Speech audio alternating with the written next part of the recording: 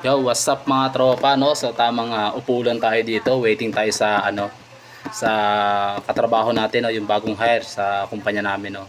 So bali kasi guys, meron siyang dalawang welding machine, no, puro brand new mga pre. So binibenta kasi niya sa atin yung isa, kaya syempre sayang naman wala pa tayong welding machine, no. Kaya bibili na rin natin yon boy for investment na rin natin, so para may magamit naman tayo, no, kasi nga 'di ba? Welder nga tayo, no, wala man lang tayong kagamit-gamit, no. So yun na nga, napapakita ko sa inyo tong welding machine na bibili natin mga tropa. So nakita ko na to nung nakaraan eh, kaya nagustuhan ko rin, kaya bibiliin ko siya talaga ngayon. Napakaganda niya, so 250 amperes siya. So yun, let's go boy, mamaya papakita ko sa inyo pagdating dito. So yun mga tropa, dumating na yung welding machine natin. Ayun yung ating supplier, oh.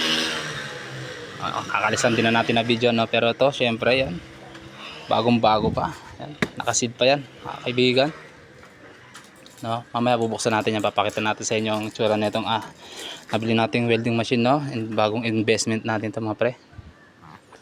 So ayan, let's go.